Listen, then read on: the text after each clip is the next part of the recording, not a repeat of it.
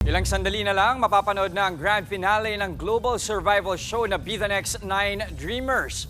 At live mula sa Makati, nasa frontline ng balitang yan, si News 5 digital producer Von Belinario. Von, handa na ba ang lahat para sa grand finale? Nako, Jess, all is set na nga rito no, sa Makati, dito nga sa Samsung Performing Arts Theater, kung saan gagawin ang Be The Next 9 Dreamers Grand Finale. Kanina sa mga rehearsal at sa sa soundcheck at rehearsal pa lang, palabaan ng 20 finalists na hinati sa dalawang grupo. Sa group 1 ay sina Davey, Kylex, Jacob, Francis, Smile 1, Calix, Ron, Jello, Yein at Lance. Kasama naman sa group 2 sina Yuno, Dylan, Tel, Zoe, Ivan, Zor, Johan, JP, Kenshin at Ram.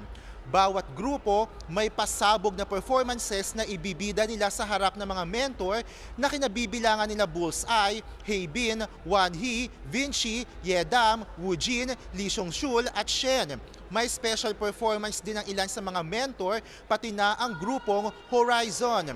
Kitang-kita naman sa mga fan at supporter ang excitement para i-cheer ang kanilang mga bias o kanilang mga favorite dreamer. Yes. Jess, ilang minuto na nga lang mula ngayon ay magsisimula na itong finale showdown ng Be The Next 9 Dreamers, no?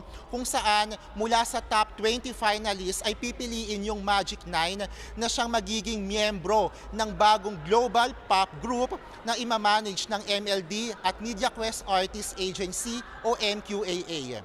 Yan muna ang latest mula rito sa Makati City. Jess?